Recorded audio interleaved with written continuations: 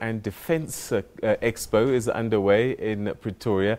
Among the issues being discussed there include peacekeeping. To tell us more about the conference, we're now joined by Minister of Defence and Military Veterans, Minister Nosiviwe Mapisa-Nqakula. Thanks very much indeed for joining us, and welcome to the programme.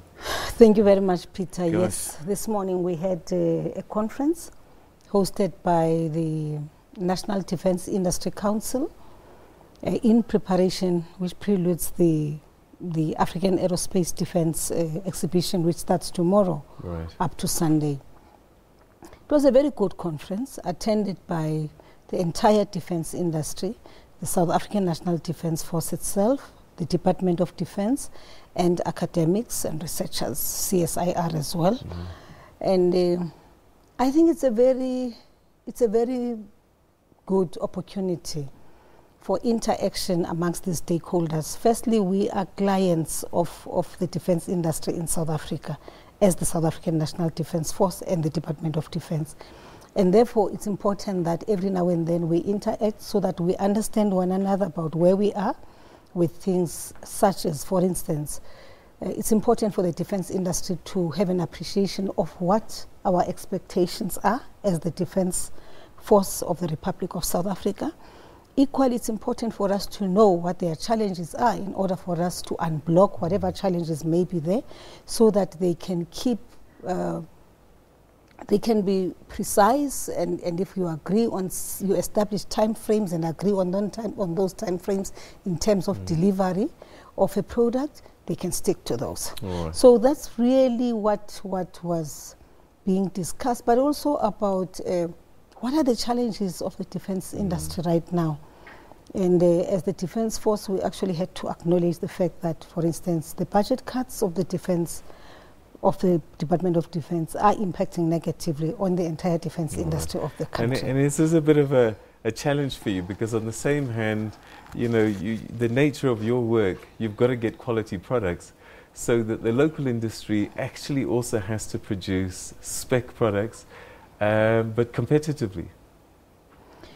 Well, yes, one of the challenges we have, for instance, out there, besides the budget cuts of the Defence Force, you also have a big problem of competition from amongst our partners beyond the shores of the Republic of South Africa, because the defence industry of South Africa is not just meant for the South African National Defence Force and the Department of Defence, it is also meant to export our goods, our capabilities to other countries. So there's a lot of competition out there.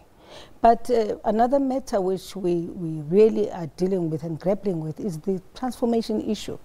Remember, this is an industry which has been there for many years. This is an industry which is well organized, which in the main is white male dominated. So you also have small players, SMMEs, which are just beginning to come into the industry. So it's an industry which requires a lot of transformation. So when you engage in this kind of forum, you talk about those kinds of issues, how best we partner together as the small defence industry, SMMEs, together with the bigger players in this field. All right. You mentioned exporting our defence industry and promoting our products abroad. It is interesting at this Africa Aerospace and Defence Expo, which is taking place, I've noted that from the 35 countries and pavilions exhibiting, only 6 are from Africa, which really speaks, I guess, to the direction of the flow of trade. Yes, absolutely. In fact, 2 years ago in 2016, for the first time, we launched an African pavilion. For the first time. Wow. So the fact that this year we will not have a fully fledged pavilion, but we will still have about 6 countries which will come in and exhibit what they are producing, is at least is a good start for us. Remember, this is an exhibition which was started 20 years ago, and we are launching it. We are hosting it here for the 10th year now. So it's our 10th exhibition. So the fact that on the 9th exhibition, at least we were able to launch an African pavilion is a It's a remarkable step. Yeah, it is. A good step. It is a good story to tell for us in South Africa, and in particular the Defence Force. All right, so when we look at the Expo theme, Unlocking Africa's Aerospace and Defence Potential, what does that mean for your department when we're looking at defence potential? Remember, South Africa is one of the leading countries in the continent in peacekeeping. And I say this without any fear of contradiction. You'll recall that since democracy, ever since a policy that talks to building relations with other countries, creating peace and stability, security, because if they are not there, then you can never have prosperity and development in those countries. Ever since South Africa adopted that kind of foreign policy, the Defence Force had to then come in and support the foreign policy objectives, and that's what we've been doing.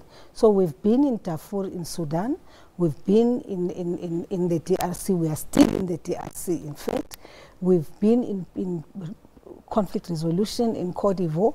So South Africa itself believes in the notion of peace, stability and security, and because we believe in that, wherever we've been, because we are part of multilateral institutions, so once the African Union or even our region SADC or the UN says South Africa can be available, we then have to do a quick assessment and make ourselves available, because this is what amongst others we stand for.